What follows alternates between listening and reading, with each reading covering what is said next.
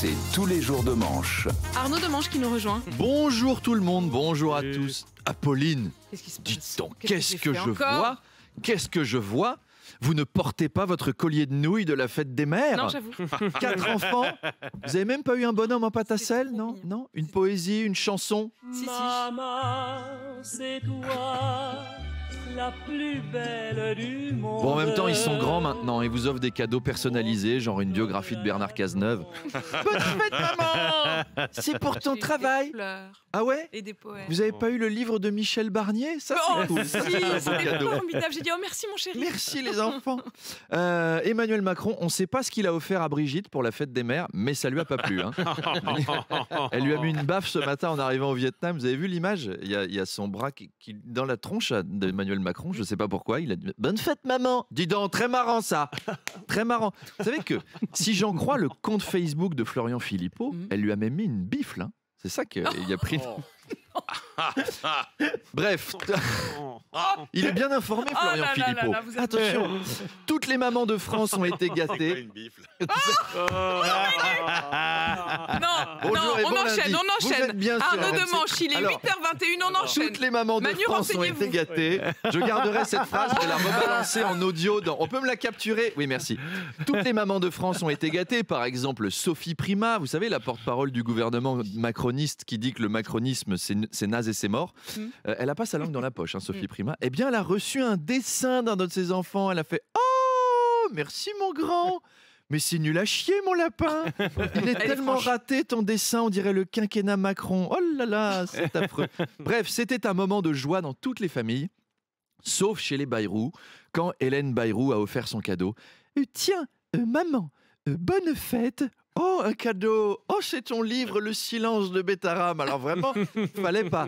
Ben si, visiblement, il fallait, parce qu'avec papa, vous avez loupé des épisodes. Oui, oui, bon. Tu veux du gâteau? Tu veux le gâteau, Hélène? Non, merci. J'ai eu mon compte de tarte à l'école.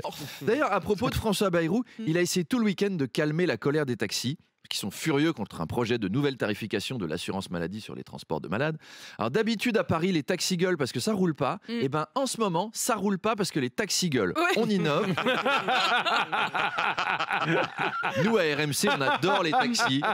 Ils nous écoutent tous. Ils adorent les vannes de bifle. Une fois, j'ai pris un taxi qui écoutait France Inter. Et ben je l'ai dénoncé à son syndicat. Il a enlevé sa licence. Ah, c'est Du bien. coup, il est devenu un stit. Voilà, chacun ses auditeurs. On vous aime les taxis. On vous aime et c'est pour ça qu'il faudra faire preuve d'autodérision dans la minute qui suit les taxis. J'aime autant prévenir. Car les taxis en colère veulent même bloquer Roland Garros. Ils vont squatter là-bas. Nelson Montfort va finir par commenter les blocages. Et bienvenue dans ce match entre François Bayrou et Pierre-Yves, taxi parisien depuis 95.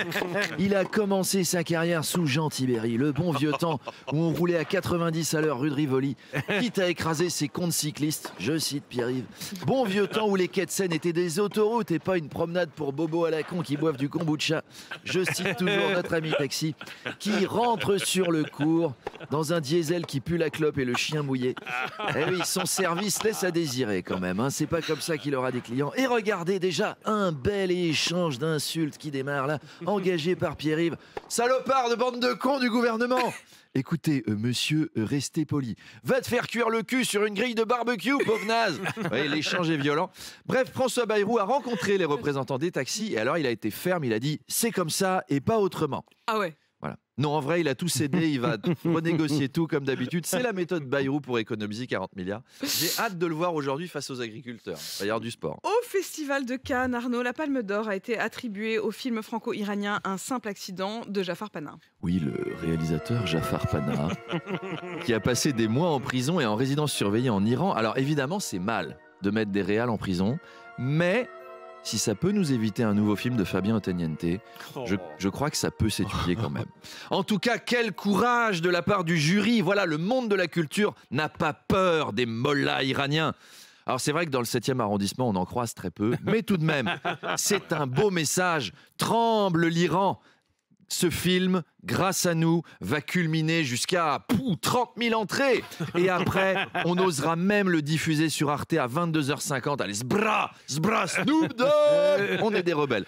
En revanche, déception pour les frères Dardenne, qui avaient présenté leur long métrage Nécessaire, Lolo la loose, un biopic sur Laurent Wauquiez, qui, après avoir échoué à l'élection des Républicains, tombe dans l'alcool, devient SDF au Puy-en-Velay et se prostitue, mais personne ne veut coucher avec lui, des fois que la poisse soit sexuellement transmissible. Et puis, côté d'interprétation masculine, c'est aussi l'échec pour Louis Sarkozy et son film « Je me suis fait tout seul ». L'histoire d'un fils de président qui se fait engager comme éditorialiste dans la chaîne de son parrain. Une excellente comédie pour toute la famille. Bonjour, je viens pour mon stage. Je suis Monsieur Sarkozy. Sarkozy comme le président. Oui, c'est mon père. Oui, donc c'est vous, le filleul du patron. Oui, mais je suis avant tout un homme du peuple qui se construit tout seul. Oui, bien sûr, bien sûr, bien sûr. Pour votre stage, nous vous confions une émission sur LCI dans laquelle vous serez face à un intellectuel de haut niveau. Merci. Je peux pas plutôt avoir Raquel Garrido en face de moi? Pour commencer, c'est plus facile. Bien entendu, on peut vous mettre Luc Ferry aussi. Non, là, ça va se voir quand même. Faut pas exagérer. Moi, j'ai envie de le voir, ce film. Allez, à demain. Bien sympathique et la musique, la bande originale est excellente. Vous reconnaissez? Mais non, justement, je me demandais. Le gendarme se marie. Ah, comme c'est joli. Il est 7h23 et c'est un pirate qui entre dans ce studio. RMC. Demanche pirate, le face-à-face. Salut Arnaud. Et bonjour Arnaud tout le monde. Demanche qui vient pirater le face-à-face. Olivier Faure est mon invité, le premier secrétaire du Parti Socialiste.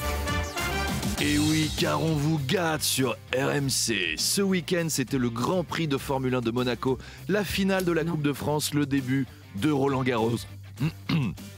On est là pour vous faire vivre les plus grandes compétitions et cette semaine, l'élection du premier secrétaire du Parti Socialiste, Cialiste, Olivier Faure, remet son titre en jeu face au maire de Rouen, Nicolas Meyer-Rossignol. C'est le choc des Et titans. aussi contre un type qui s'appelle Maurice Machin, Boris Vallaud, et qui est député, puté. Bref, si vous êtes passionné de beau sport, vous allez kiffer.